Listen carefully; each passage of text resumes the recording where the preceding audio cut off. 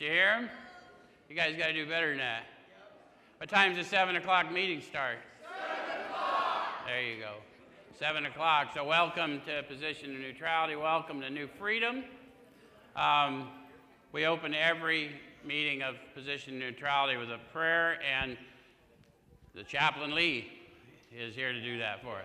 Come on and stand to your feet. Welcome, welcome, welcome, welcome. Father, we thank you today. We thank you for each and every one that is present. We thank you for those that are on their way. We give you the praise, glory, and honor for who you are and what you do. We know, Lord, without you we are nothing. So we invite you into this meeting tonight just to have your way. Touch the hearts, open up the ears of those that are here to hear. We invite you to just have your way in our lives and to govern us and to lead us and to show us the way to go through your manservant tonight as he speaks to you, as he speaks to these, your people. Allow him to open up his mouth and speak with a clarity that they will hear the things that the Spirit comes to say to each and every one of us. We know it's not by might nor by power, but it's by your Spirit. So we thank you. We give you all the praise, glory, and honor for who you are, and we thank you. Have your way tonight as you move through this meeting, and we feel your presence in the mighty name of Jesus. We give you all the glory and honor, and everyone say, amen. Amen. Very good. Thank you, chap. So anyone here for the first time tonight?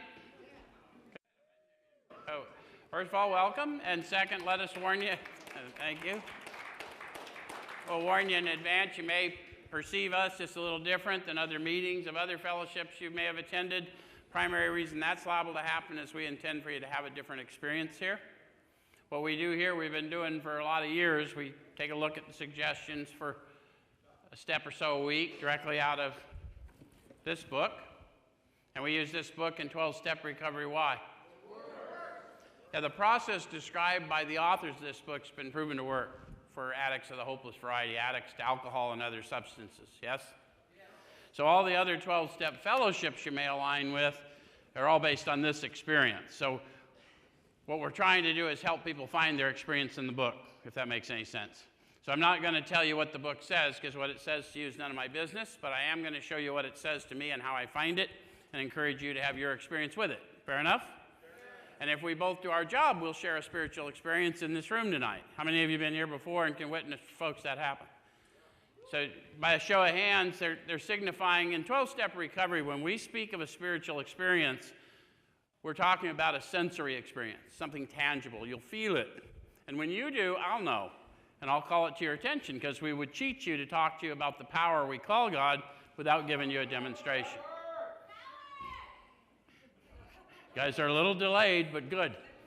So the other thing we like to do is, we know some people come to recovery with prejudice sometimes, and so when we talk to you of God, what we're speaking is that tangible presence, that sensory experience of power from within. Does it make sense? So we're leveling the playing field. So regardless of what prejudice you come here with, we're going to help you understand what the suggested manner of living looks like. And then once you realize what the experience is that we're seeking to improve consciousness of, it'll all make sense. Yep. And we're seeking to improve consciousness, the awareness of being aware of that power in and on my life. Yep. And that's tonight's lesson. Interestingly enough, the last time we did this, Wayne came up and did it. Thank you, Wayne. And that means that was the end of October, when our problems with access just started, and we told you it was just temporary, and you heard a lot of rumors to the contrary, and yet we're still here planning our baptism in February. Some of you probably want to know, where's Sean and Paul and Carolyn? Because if you're regulars, even online, everyone knows Sean now for 15 years or more. But they have COVID. So they stayed home. They're joining us online. But Sean, we miss you. Everybody give him a... He did call and say, make sure someone starts the meeting on time. So we're going to be looking at starting on page 83, and we're going to start with, many of you, if you've been in especially AA halls, you may have seen things on the wall say the promises, even some places say the 12 promises. What they really are is the 9th step promises, and they're states of being as your consciousness raises, as you become more aware of that spirit within you, that freedom from the bondage of self starts expressing itself in tangible ways, and those promises, those conditions are what you'll experience, if that makes sense. Levels of consciousness. So we're going to start there and then get into that manner of living. Fair enough? So we're at the bottom of page 83. If we're painstaking about this phase of our development, we'll be amazed before we're halfway through. So what phase of our development? Halfway through the steps, huh? Yeah, I mean, there's no wrong answer, but we've learned the practices of the steps. Self-inventory, questioning my thoughts, taking captive my thoughts, submitting them to the spirit within, and then getting guidance on how to move forward, yeah? That's what we've learned, and we've learned to go out and try and make amends or approaches for harms done through the 8th step and 9th step, yes? Okay, so somewhere in there, this is our phase of development. We're going to start experiencing these sensory experiences of being free of ourselves, the bondage of self that we asked for in 3, yes? Okay, so it says we're going to know a new freedom and a new happiness. We got a hoot for new freedom. Thank you. So what does new mean? Yeah, unlike anything I've ever experienced before. So this is when you start to think about what being free of the bondage of self may be. It's not free from chemicals, although that may be unfamiliar to many of us. It wasn't necessarily new, unless, of course, we were born into it, and that's a whole different experience, right? But what they are telling me is I'm starting to experience freedom from those self-condemning, limiting thoughts that I once had. Any of you ever play a role in order to fit into where you thought you belonged or where you hoped to belong, and it really wasn't you, but you didn't know how to not play it? How many of you got free of some of that as you started growing and realizing you didn't have to pretend to be something, you could just be something? Okay, so that's the new freedom, that's the new happiness that starts to come from not taking someone else's opinion of who I am. Does it make sense? In 3, we learn that we're going to find out who we are and whose we are. And with those 2 pieces of information, then the whole world's mine. Not cocky, just, does it make sense? Okay. All right, so then it says, we'll not regret the past, nor wish to shut the door on it. How many of you have started progressing through your steps and know why that happens? How many of you had a rather difficult start in life? Should see more hands in here. How many of you have started to find that some of those worst things of your life have been useful to empower others and encourage others and help them? Okay, so it's already happening for you, yes? How many of you felt that as I said that to you? Someone felt it because I felt you feeling it. That's that spirit of revelation that's happening in you. Does it make sense? That's the power we call God. We would teach you to talk to you about the power we call God without giving you a demonstration. Okay, so then it says, we will comprehend the word serenity and we will know peace. Think about the words they use, comprehend and know. How many of you have lived in restlessness and irritability some percentage of your life? How many of you have been relieved from that some percentage of your life as you... Okay, so now I'm comprehending serenity and I'm starting to know peace. Yes? It says no matter how far down the scale we've gone, we'll see how our experience can benefit others. We've already talked a little bit about that, haven't we? That feeling of uselessness and self-pity will disappear. How many of you have had the feeling of uselessness and self-pity disappear only to reemerge? How many of you have learned your practices and when it reemerges, you know it's a lie, you take captive that thought, submit it to the power within, and move forward in purpose? Have you learned that? So those are sensory. Who's feeling that? Come on, more of you are feeling it than are copping to it because we're having a pretty powerful little revival in here. All right, so we'll lose interest in selfish things and gain interest in our fellows. Come on, guys, I see that here every day, and I know a lot of you. I watch you. You watch for the new guy to come in, just to run up and tell him, look, I know exactly how you feel. It's going to get better. walk with me. I'll show you. Let me know. Where's my people that do the same thing with the new guy in recovery? You start to know them even on the street, don't you? Okay. Self-seeking will slip away. Our whole attitude and outlook upon life will change. Fear of people and of economic insecurity will leave us. They didn't say you won't walk through some economic insecurity. They said the fear of it will leave. In our population where we've experienced homelessness or incarceration, you've already outgrown the fear of economic insecurity because you've given everything away at least once. Right? Am I kidding? Or am I talking to the wrong fucking crowd? Okay, then it says, we'll suddenly realize that God is doing for us what we could not. Oh, that's much better. Thank you. Doing for us what we could not do for ourselves. How many of you have started to realize that? Even if you're not settled on who this power is or what this power is, you know the experience of this power, and you know things are happening in and through you that weren't happening prior to. Okay? So those are the 9th step promises. So it's not being silly or legalistic. If someone just tells you those are the promises and you've never learned any of the practices, therefore you've never got into the disciplines, they may not happen for you. Because they've already told us who have thoroughly followed our path. Right? Okay. So, then it says, are these extravagant promises? Well, this is a sleepy crowd. Was it a tough day or is it? They are extravagant promises, aren't they? The authors are intentional. They want you to question, man, that seems like a lot. How many of you have been prone when you wanted people to believe something to maybe enhance it a little bit? Any salesmen here that kind of maybe threw a few extras in? So knowing as a class we may, enlarge the experience a little for whatever reason, they're saying, no, really, guys, this has really happened based on our experience. Does it make sense? So yes, it is pretty extravagant. Any of you, like me, knows where I came from and knows that where I'm standing today is absolutely extravagant. Okay. So we think not. They're being fulfilled among us, sometimes quickly, sometimes slowly. They will always materialize if we work for them. So promise and condition.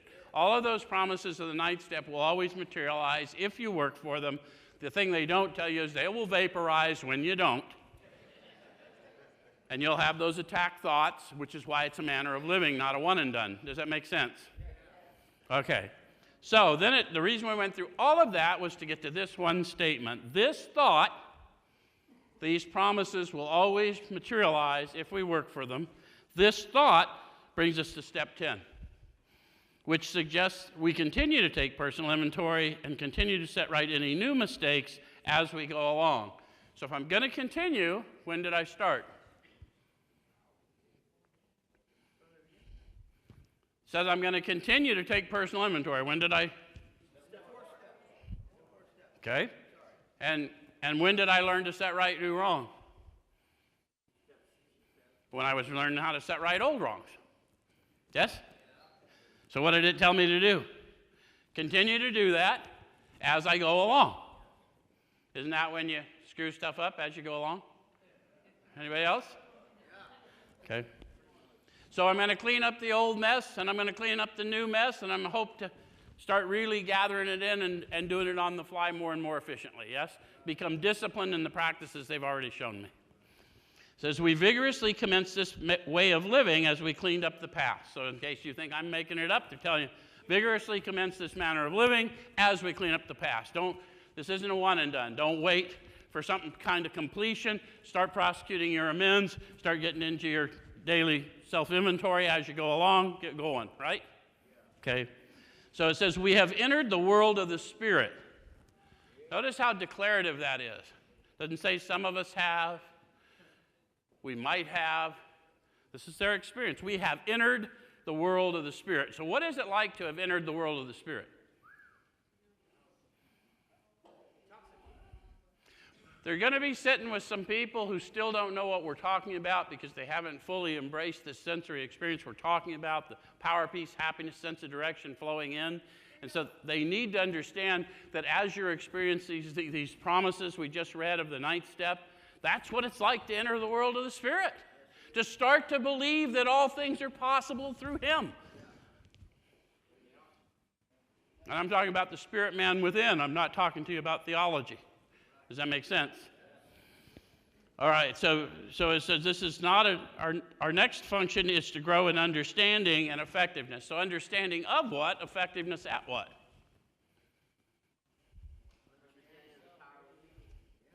There's no wrong answer, but how many of you have grown to understand yourself a little better as you started to learn and question your thoughts and look at your experience and see the part you may have played?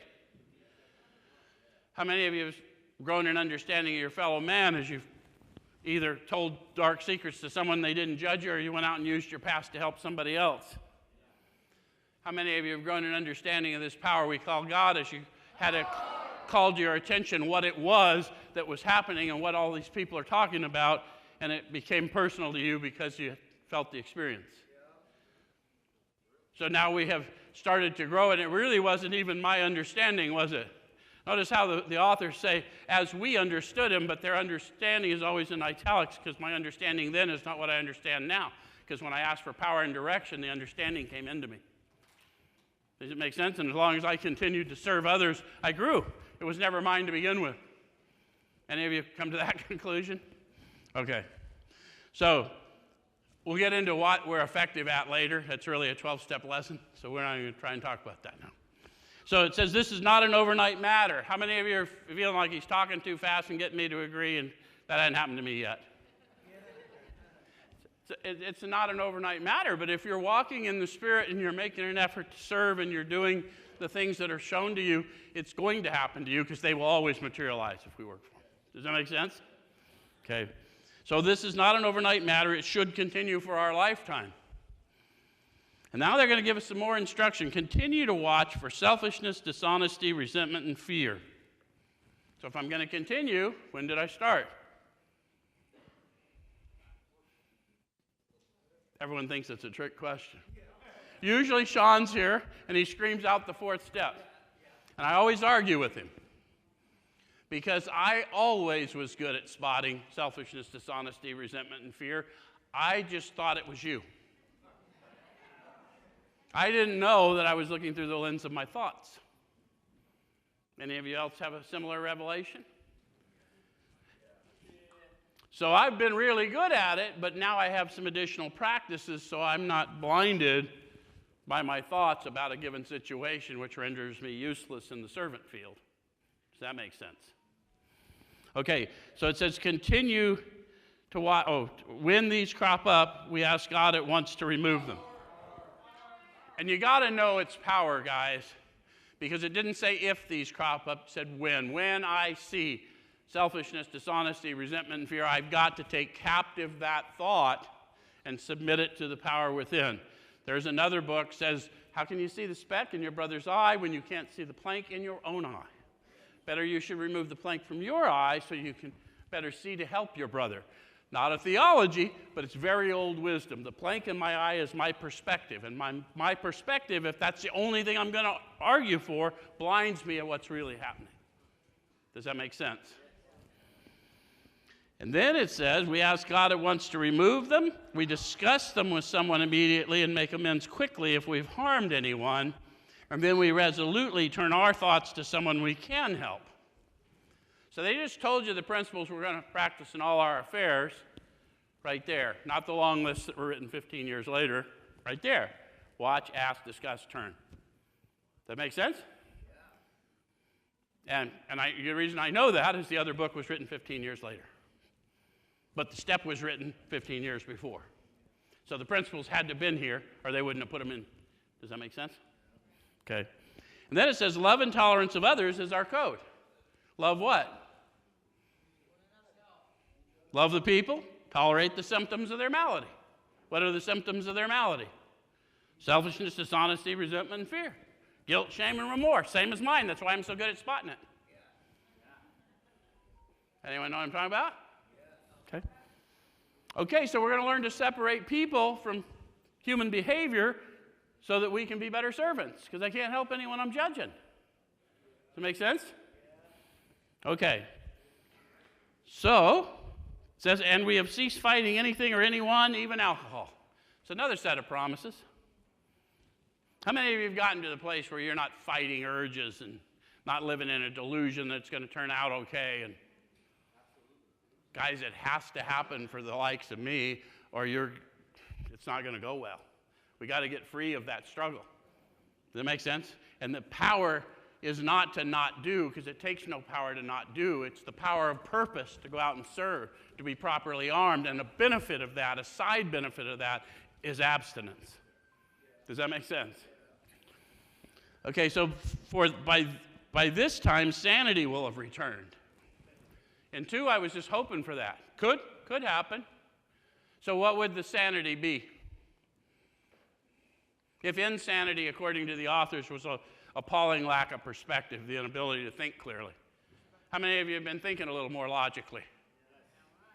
How many of you discovered your world got bigger? So you don't have an appalling lack of perspective anymore, because it's not all about what I can gather unto me. I live for a purpose because there's somebody else that I need to serve. Anyone know what I'm talking about? Okay. So it says, we seldom be interested in liquor. If tempted, we recoil from it as from a hot flame. Now think about those 2 conditions. If those 2 conditions are present, how likely is it that you can use?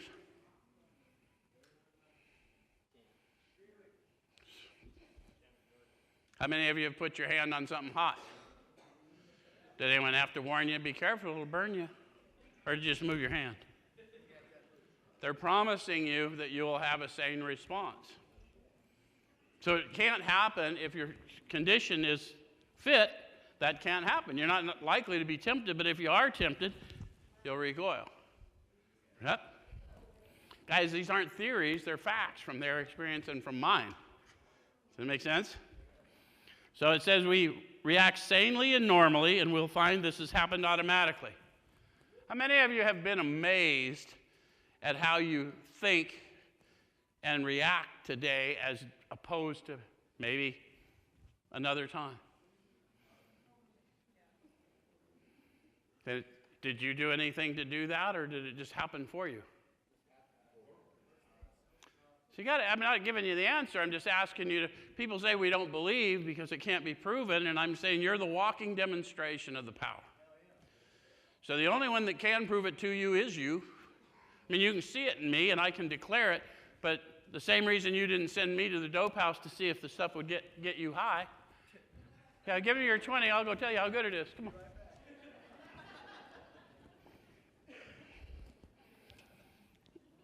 Okay. So it says that we'll see our new attitude toward liquor has been given us without any thought or effort on our part. It just comes. That's the miracle of it. We're not fighting it. Neither are we avoiding temptation. Why is that so important that we get into that level of consciousness? How many of you have had to go help your friend and you had to walk into the trap house or into a really seedy place in that dilapidated apartment or whatever and help clean that? Anybody know what I'm talking about? So I'm not going to be able to go in there if I'm subject to temptation, am I? All right, so we feel as though we've been placed in a position of neutrality, safe and protected. You may recognize those words with the name of this meeting. And yes, it's on purpose. It's intentional. We've not even sworn off. Instead, the problem has been removed. So what's the problem? Main problem centers in the mind, driven by fear. No, you the being, aren't the problem. It's just you've misassigned the role of who you are to your brain. See, you've got a brain, and either the brain will be in charge or you will. You'll either drive the brain or the brain will drive you. Any of you ever had a head talk to you that was less than friendly? So as you're empowered in the Spirit, then all these tools of the flesh will be yours to command. Does that make sense? And you'll know when you're not commanding them because you'll start believing the lies again about who you are and who you're not. Yeah? Okay. So then it says, it does not exist for us. We're neither cocky nor are we afraid. So we know it was always about a fear problem, right? Because they're talking about fight or flight, cocky or afraid. So we have this fear problem driven by 100 forms of fear, self-delusion, self-pity, and whatever, we stepped on the toes of our fellows and they retaliated. Okay. All right, so this is how we react so long as we keep in fit spiritual condition. So how do you know if you're doing a self-check whether you're in fit spiritual condition? Yeah, what's going on in your thought life? What's going on in your being? Have you noticed that things that people tell you you should be angry about, you're just not angry? As you grow spiritually, because it's got nothing to do with me.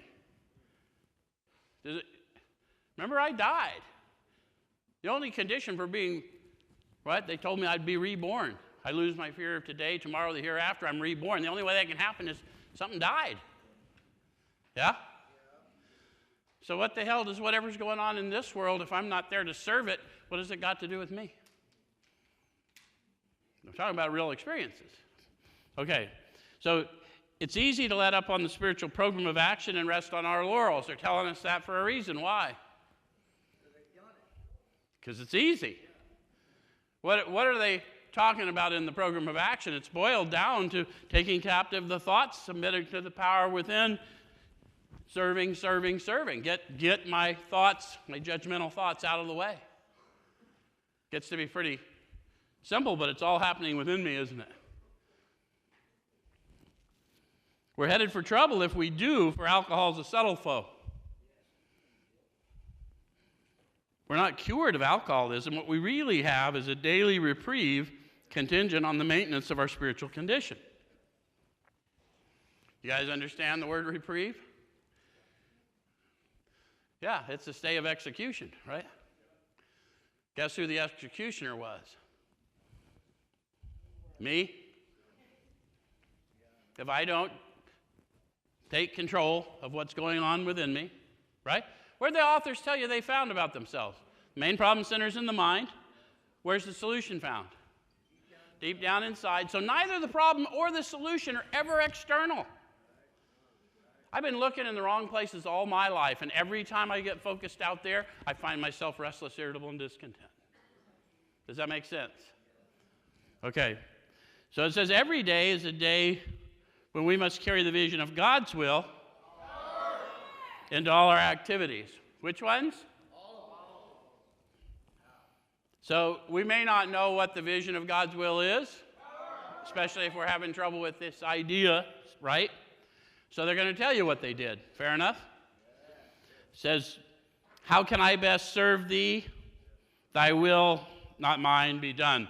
The not mine's in parentheses, and I'm going to tell you why. The not mine goes away when you awaken, because there really isn't God's will and my will. There's God's will and my opposition to it. Do you understand what I'm saying? Whatever's going on, that's God's will. Now, in order to sit and serve, I may need further guidance. But how many of you had stuff happen to you that you really didn't want to happen to you, but nonetheless it happened to you, and now you're on the other side of it, and maybe you see. If I got caught up in the idea of I wasn't in God's will, well, a significant part of my life, that doesn't make any sense because I was definitely protected. Does that make sense? Okay, so, and if you don't talk in King James language, don't trip. You don't have to. This book was written a long time ago. Papa, can you help a motherfucker out? Works. Whatever it is, man, God knows how you talk, is all I'm trying to say. Okay, so these are thoughts which must go with us constantly. We can exercise our willpower along this line all we wish. It's the proper use of the will. So there's a proper use of the will, and that is to enact that guidance which I have received. Power, peace, happiness, sense of direction. Does that make sense? How many of you had to do something hard, and the whole world was telling you, you shouldn't be doing that? I'm not talking about the wrong thing. I'm talking about the right thing. You guys know a little bit about our history? Run to the city and tell them you're going to open a 400-bed reentry center for guys coming out of prison. Yeah, we're going to take 400 people fresh out, pick them up in all the penitentiaries. We're going to plop them right in the middle of town. What could possibly go wrong?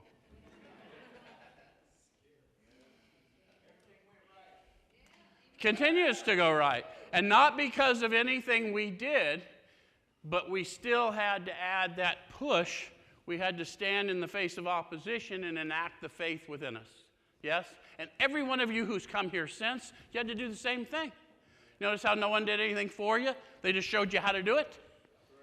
Because that's the manner of living. We're not here to feed you. We're here to teach you how to fish. All right, so then it says, much has already been said about receiving strength, inspiration, and direction from him who has all knowledge and power.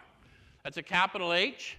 So they're speaking to us about the power, and they're suggesting to me I've got to get in the habit of asking for power and direction anytime I'm feeling lacking in power. Does that make sense? And it says, if you've carefully followed directions, we've begun to sense the flow of his Spirit into us. Notice how they're not mincing words. They really are talking about a sensory experience. They're still not talking theology. They're just telling you whatever your prejudice has been, have you felt anything in here tonight that happened within you? Then you have carefully followed directions. You've begun to sense the flow of his Spirit. It may be the spirit of inspiration in spiritus. It may be the spirit of revelation. It may be, oh, I've never heard it that way before, and it's clarity. But those are all things of the Spirit. It's not possible for me to prep for how many of you come here every week. The Spirit does that. And then has a message for every one of you with ears to hear. Does that make sense? To some extent, we've become God conscious. I went to all that explanation because you need to understand when we say you're God conscious, we're saying you're power conscious. I'm feeling it. And you're going to learn as you walk in the world, in spite of all the deception out there, truth has a feel. So when someone presents you in the Spirit truth and you feel it, even if it's contrary to wisdom, you're going to know that you know that you know. Many of you survived based on that ability. Yes? So we have begun to develop this vital sixth sense. Why would they want to develop that sense now that I've explained to you what they're talking about? That's how we stay out of jams. That's how we move into power and purpose. Why would I want to develop that? Because it's vital. That's life force. That's reason to live and power to live. Any of you find out that there was a higher calling on your life and it required a huge price of you, and yet that price has been paid, and here you are, and you're just in the beginning of this massive movement? I'm talking about the recovery movement, not just here, right? Okay, but we must go further, and that means more action. So they don't want us to stop because our brains never stop. So step 11 suggests prayer and meditation. We shouldn't be shy on this matter of prayer. Better men than we are using it constantly. It works if we have the proper attitude and work at it. So what they're talking about is the combination of, most of us have said the foxhole prayers, yes? You get me out of this. Just whatever. But did you know that you're going to get power, peace, happiness, and a sense of direction? Do you know you can walk through scary things unafraid? Do you know you can walk in declarative in situations that seem impossible, and people will all think you're crazy till you get to the other side? Some of you know what I'm talking about. Some of you lived some very hard lives to learn how useful that experience is for the easing of suffering for others, yes? So the proper attitude is I honestly want to, and I'm willing to make the effort. They told me that back in the first step instruction. I only want to tell you that is they tell us in here what the first step of recovery is. What's the first step of recovery? We learned that we had to fully concede to our innermost selves. Can't do that based on a lie. No one can trick you into it. If you're going to find this power, the desire must come from within you. So we've got to lay out the case. These authors were really masterful at laying out a case. This guy, Bill Wilson, ran around the country and studied companies, and then he would go and he would analyze their values and things and get people to invest. He knew how to analyze a company, and so he was famous atheist agnostic type, and he had this profound experience. So he wrote down this book the same way he would write a portfolio to somebody that he was hoping to raise money from.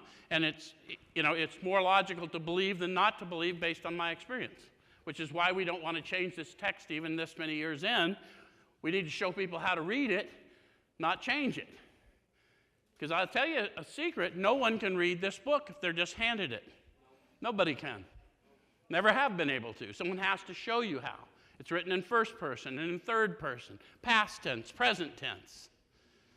And if you don't know what they're talking about and you're on some other, you just don't know. Okay, so we're about to launch a product that's going to do just that, aren't we, Brian? Wayne? Yeah.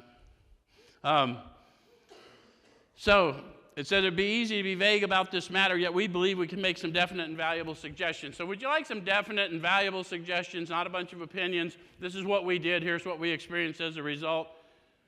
Yeah? Does it make sense? So it says, when we retire at night, we constructively review our day. Yeah, how many of you have reviewed your day and you wouldn't define it as constructive from time to time? How many of you didn't even review your day, but reviewed someone else's day? So we're learning some new disciplines and some new practices, yes?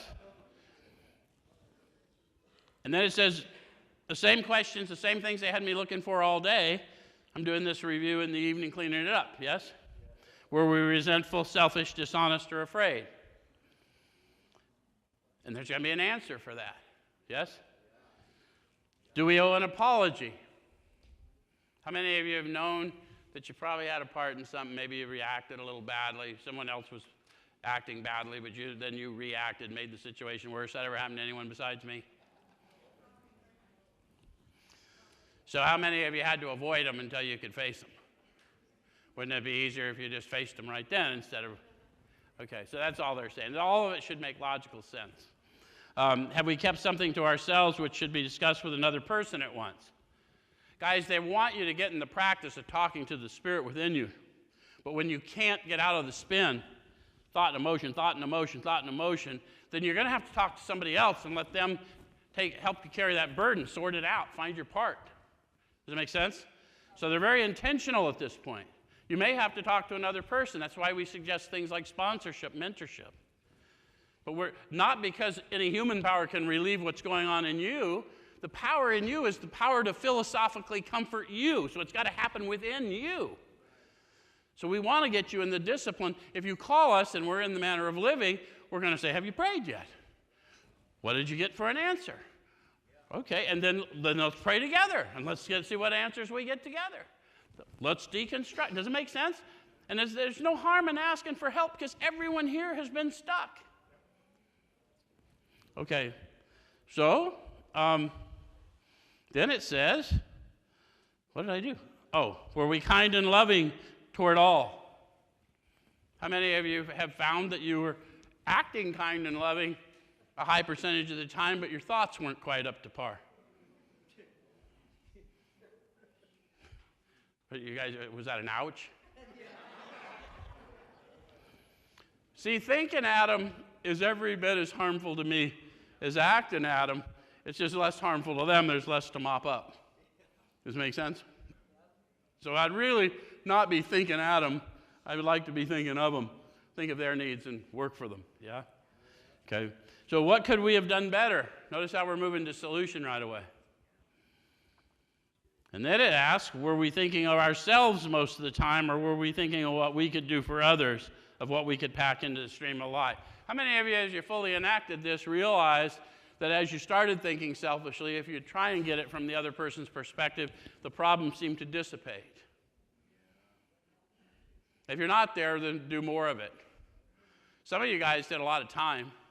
How long did it take you to figure out that it was going to be easier to help people get out and stay out and get them on the right track before they left, rather than watch them come back and just play that silly game forever and mess up the house you were stuck in for however? Come on, I read letters, I know. I go to clemency board hearings, and I hear somewhere around the 10-year mark, you guys in there a long time start thinking, man, this is my life, then I need to start making it purposeful. Yes? I got people sitting in here that did 40 years, 30 years. They know. But we must be careful not to drift into worry, remorse, or morbid reflection, for that would diminish our usefulness to others. How many of you are a perfectionist? And your thoughts get you just condemning yourself, and you won't share yourself with another because of it. See, it'll diminish your usefulness to others. I've got to be humble enough to let you know who I really am, or you'll never know who I really am, and I'll always live in the delusion that you don't like the real me because I never showed you him. And it'll still be my fault. Does that make sense?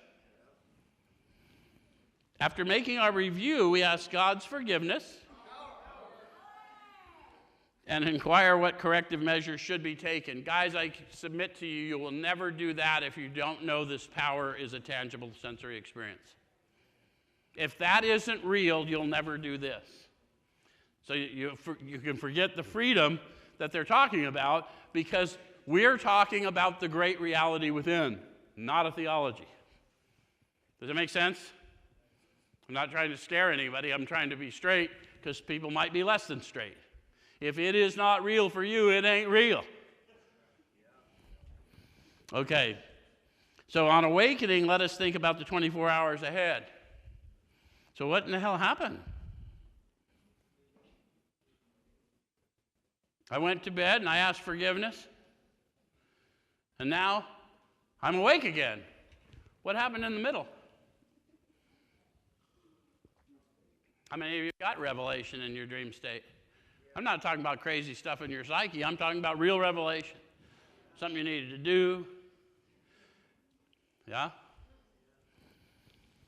Okay, on awakening, let us think about the 24 hours ahead. We consider our plans for the day. Notice how they said we consider our plans for the day. Notice how they use intentional words. How many of you made your plan for the day and then the day didn't go the way you planned and now it's a shitty day? That's shit. How many of you discovered that you didn't consider your plans prayerfully and order them in the order that the power in you directs? Because it matters. Again, we're talking about realities now. Before we begin, we ask God to direct our thinking, especially asking that it be divorced from self-pity, dishonest, or self-seeking motives. Those of you new to the whole idea, that's a simple prayer, doesn't have any these and thous, doesn't sound like King James language. Please direct my thinking, especially that it be divorced of self-pity, self-seeking, dishonest motives. That can happen anywhere throughout your day. The minute you walk into a place where you're finding yourself disturbed, you become aware, you could say that, you're not, and you'll start to grow in the reality. How many of you have found you walked into difficult situations and you took a minute to just go, oh, please just keep me from running my mouth off? And then you were able to act kinder than you felt like acting.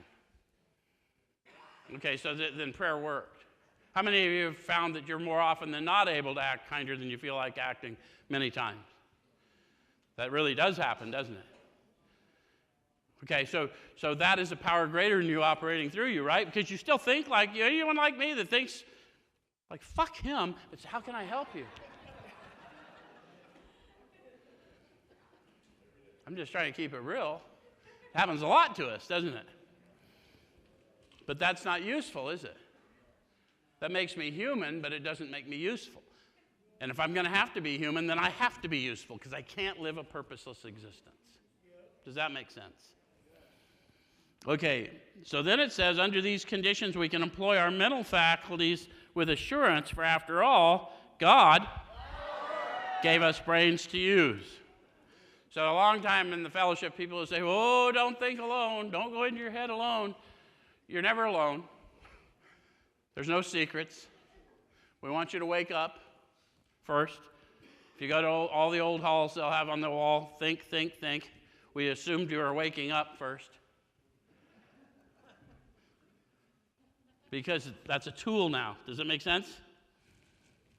So I'm going to employ my mental faculties instead of my mental faculties employing me. Do you remember what we talked about? The brain's just a tool. But if I think my identity is in my thoughts, then I'm the tool. In fact, I've had people say, Joe, you're a real tool. Have any of you guys? Because I can start acting in fear. Anyone else? Okay, so our thought life, now we're going to talk about how we as humans really live out our lives. We live it out in our thought life, right?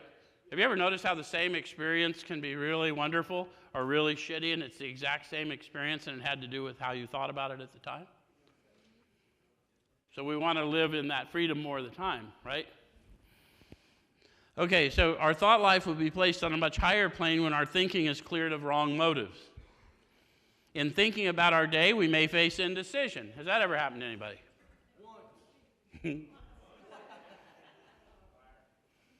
The beauty of this book is they tell you what they did or what they're doing. You notice how we've shifted tense. Before they were talking past tense, now they're talking present tense. Did you notice that? So in thinking about our day, we may face indecision. Can I own that? I don't know what to do. Yeah? Okay. So it says we may not be able to determine which course to take. So now they've shown me what it looked like to them. To face indecision was go, I've got more than one option. Come on, we're in a reentry center. How many of you have been overwhelmed with having more than one option? It can be completely, right? Stop you. Okay? So what they do is here we ask God for inspiration. God, inspire me. And then it comes to them as an intuitive thought or decision. How many of you all of a sudden had this thought come to you, and it was an unusual thought for you, and then pretty soon you thought, I'm kind of a smart son of a gun. You wouldn't believe what I came up with. So what we come to realize is that if we seek it, it comes to us situationally. Does that make sense? And it will come to us as an intuitive thought or decision. And I want to point out to you, too, this discipline is on the fly. This isn't, you can have all kinds of meditation practices. There's nothing wrong with that. They can be relaxing. They can be therapeutic, but it's not AA. You can add it to your AA, but don't, this is on the fly as I go along. Does it make sense? So then it says we relax and take it easy. Why? How many of you have got the answer? Pretty sure you could improve on the answer. Or you rejected it out of hand. Any of you get an answer, go, oh, no. So I may need to just let stuff settle with me, yes? We don't struggle. We're often surprised how the right answers come after we've tried this for a while. No one's delivered instantly. You're delivered instantly, I guess, but your actions will catch up, right? We act our way into better thinking. So I came to in a homeless shelter, barely a homeless shelter. And I was told about a piece in this book in the next step about you presently live in a new and wonderful world regardless of your present circumstances. And I lived in poverty for a long time after that, but from that instant, the birds sang. There was color in the world. I noticed things. I instantly lived in a different world than the one that I had been dying in. Does that make sense? And then the freedom has been progressive based on staying in the manner of living. So I encourage you, stay in the manner of living and serve, because it will happen for you. But depending on where you start, even though your deliverance is instantaneous, your experience of it may take a minute of walking out. Okay? All right, so what used to be the hunch or the occasional inspiration gradually becomes a working part of the mind. They're just telling you what I just finished telling you. And then it says, being still in experience and having just made conscious contact with God, it's not probable that we're going to be inspired at all times. We might pay for this presumption in all sorts of absurd actions and ideas. Nevertheless, we find that our thinking will, as time passes, be more and more on the plane of inspiration. We come to rely upon it. So when they give you a clue, inspiration means in spiritus. It's going to come from within. More and more. As you grow in it, you'll become more aware of it. Yes? Okay, it says we usually conclude the period of meditation with a prayer that will be shown all through the day what our next step is to be. that we be given whatever we need to take care of such problems. We ask especially for freedom from self-will and are careful to make no requests for ourselves only. We may ask for ourselves, however, if others will be helped. So a lot of people don't get that until they start getting through to their amends steps and things like that. The fourth step allows me to see the part I played. The amends allows me to go out and try and make right some of the damage I've done. But a lot of times what I wanted removed from me, what I thought were the obstacles in my path, were those encounters, those interactions. And those were never the obstacles. The obstacles were within me. They were guilt, shame, remorse, hopelessness. And I had to go out and be empowered through that stuff so that those obstacles would come out of my way. And if I had had those obstacles, external obstacles removed, I wouldn't have gotten free. Does that make sense? And then I'm going to bear witness to those things, right? In my being, you'll see me. And then if you'll ask me, I'll honor my third step. His power, His love, His way of life. Okay. So, we're careful never to pray for our own selfish ends. Many of us have wasted a lot of time doing that, and it doesn't work. You can easily see why. Hopefully my explanation helped you to easily see why. Because what I think out there is my obstacle is not my obstacle. Homelessness, lack of education, incarceration, divorce, joblessness, those are not my obstacles. Those are my preparations. Make sense? Okay. So if circumstances warrant, we ask our wives or friends to join us in morning meditation. How would you know if circumstances warrant? They'll be there and you'll feel it, won't you? How many of you have just known you felt safe to start talking about what your experiences you were having? Didn't really know why. You hadn't talked about them before? If we belong to a religious denomination which requires a definite morning devotion, we attend to that also. If not members of religious bodies, we sometimes select and memorize a few set prayers which emphasize the principles we've been discussing. There are many helpful books also. Suggestions about these may be obtained from one's priest, minister, or rabbi. So if you have a lot of prejudice towards religious people, it would help to question your prejudice, is all they're saying. Go do your own reading. See if any of the experiences align. If it fits, fine. If it doesn't fit, that's fine too. Make sense? Be quick to see where religious people are right. Notice how they didn't say be quick to see that religious people are right. How many of you have been amongst the religious people and been amongst the recovery people and realized that we have very dissimilar languages talking about very similar experiences? Yeah, and we don't know how to talk to each other, but we're both seeking the same power. So we need to learn how to talk to each other, and the only way that's going to happen is for me to take the lead and question my prejudice. And whatever fellowship I'm an outcast, I need to do better in my presentation, right? Because approach determines response. You guys that came from prison know that. Okay, so make use of what they offer. So some more instruction. As we go through the day, we pause when agitated or doubtful. How many of you have been agitated or doubtful? Did you pause? Not every time. Did it turn out better when you did? So now you're starting to see what that ongoing prayer, removed from me. The power to pause. Yes? Okay? And ask for the right thought or action. All that information is within you, but it's not of you. Does that make sense? Otherwise, I just paint my experience of a past thing into the present moment, or my fear of losing some present thing or some future thing, and I'm going to miss it. I'm going to miss the... How many of you have discovered that agitation isn't always angry? Someone pointed out to me one time the agitator in your washing machine just gently stirs things out. How many of you have learned to pay attention to the gentle stirrings and realize there's opportunities to serve you're about to walk past? Kind of cool, huh? Your life starts to get really purposeful when you start paying attention to what's going on within you, doesn't it? Okay, so we constantly remind ourselves that we're no longer running the show, humbly saying to ourselves many times each day, "Thy will be done." Notice how the parentheses not mine and now gone because I'm awakened. There's not God's will and my will. There's God's will, and now it's my agitation, my fear, whatever, but I know now what the source is, right?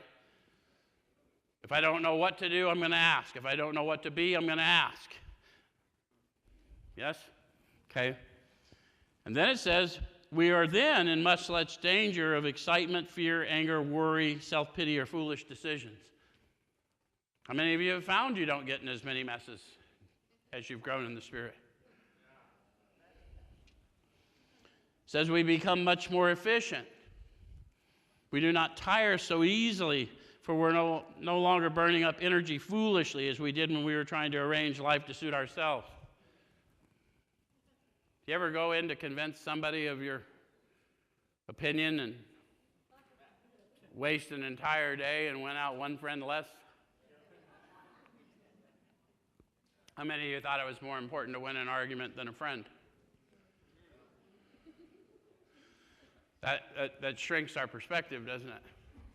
So it's the opposite direction where I want to grow. That's all. There's no rules now. It's all you. Do you. But if you want to be free of those thoughts, that's what you're talking about. So it says it works. It really does. Who's telling us that? The first 100. And that's their experience with the first several thousand. And many of you in this room that are nodding and going, yep, happens to me every day, because it's facts. That's how we live. So it says we alcoholics are undisciplined. So we let God discipline us in the simple way we've just outlined. So what did they just outline? Watch, ask, discuss, turn. Pray, meditate, pray. Pause when agitated or doubtful. Pray, meditate, pray. Walk consciously in the world. Does it make sense? In this simple way we've just outlined, this is not all. There's action and more action. Faith without works is dead. The next chapter is entirely devoted to step 12. We're out. Thanks.